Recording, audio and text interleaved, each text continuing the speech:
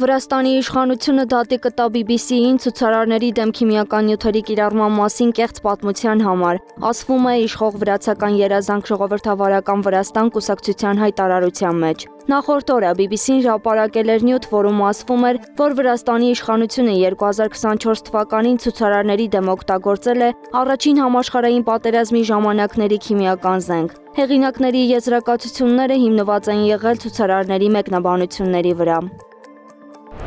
Իսկ Մարգարիտա Սիմոնյանը համեմատել է Ռուսաստանն ու Մեծ Բրիտանիան։ Մենք ապրում ենք ամենահիասքանչ երկրում, իսկ մնացած բոլոր երկրները նախանձում են մեզ։ Այնինչ կատարվում է Մեծ Բրիտանիայի հետ, փլուզված կայսրության նախանձն է այն կայսրության նկատմամբ, որը չի փլուզվել, ասել է նա։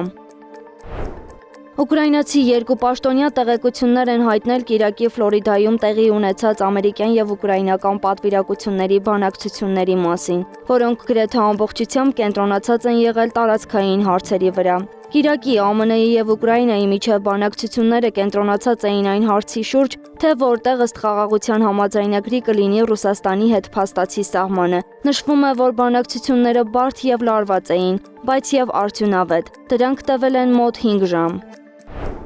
Իսրայելի վարչապետի գրասենյակից հայտնում են, որ Թրամփը վարչապետ Բենյամին Նեթանյահուին հրավիրել է Սպիտակ տուն։ Զրույցի ընթացքում կողմերը շեշտել են Համասի ռազմական կարողությունների ապամոնտաժման եւ Գազայի հատվածի ապառազմականացման կարեւորությունն ու հանձնառությունը, նաեւ քննարկել խաղաղության համաձայնագրերի ընդլայնումը։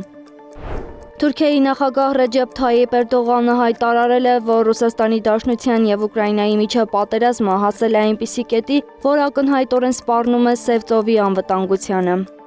Հռոմի Պապ Լևոն 14-րդը հայտարարել է, որ Իսրայելի եւ Պաղեստինի միջև տասնամյակներ շարունակվող հակամարտության միակ լուծումը պետք է ներառի պաղեստինյան պետության ստեղծումը։ Հայտարարությունը Հռոմի Պապն արել է Բեյրութ ուղևորվելիս։ Լրագրողների հետ զրույցում կաթոլիկ աշխարհի առաջնորդը վերահաստատել է Վատիկանի դիրքորոշումը, շեշտելով Իսրայելի եւ Պաղեստինի համար երկու պետություն լուծման անհրաժեշտությունը։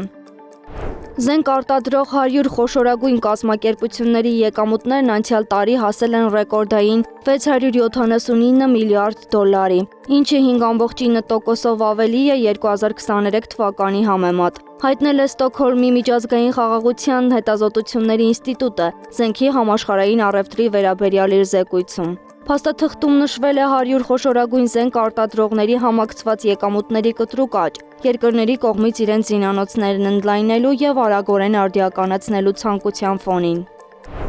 Ամստերդամում ֆուտբոլի դաշտը հայտնվել է կրակների մեջ։ Հրդեհի պատճառն Այաքս ֆուտբոլային ակումբի երկրպագուների իրականացրած հրավառությունն է եղել ի հիշատակ վերջերս մահացած երկրպագուի։ Այաքս Գրոնինգեն հանդիպումն այդպես էլ չի կայացել։ Այն տեղի կունենա այսօր առանց հանդիսատեսի դատարկ ստադիոնում։ Շրի Լանկայում ջրհեղեղի զոհերի թիվը հասել է 334-ի, բնակավայրերը թաղված են ցեխի մեջ։ Ընդհանուր առմամբ Ինդոնեզիայում, Շրի Լանկայում, Թայլանդում, Մալայզիայում ջրհեղեղների հետևանքով զոհվել է ավելի քան 900 մարդ։ Մոսկվայում հարբած երիտասարդը մետրոյի գնացքի տանիքին պառկած Պուշկինսկայա կայարանից հասել է Կուզնեցկի կամուրջ։ Ռուբենսի վաղուց կորած համարվող նկարն աճուրդում վաճառվել է 2.3 միլիոն եվրոյով։ Բարոկկո ոճով ստեղծագործող ֆլամանդացի վարպետի Քրիստոսի խաչելությունը պատկերող նկարը թաքցված է եղել ավելի քան 4 դար։ Այն վերջերս հայտնաբերվել է Փարիզում, մասնավոր բնակարանում։ Անահիտ Սարգսյան, Նոնա Գևորգյան, ABC Media։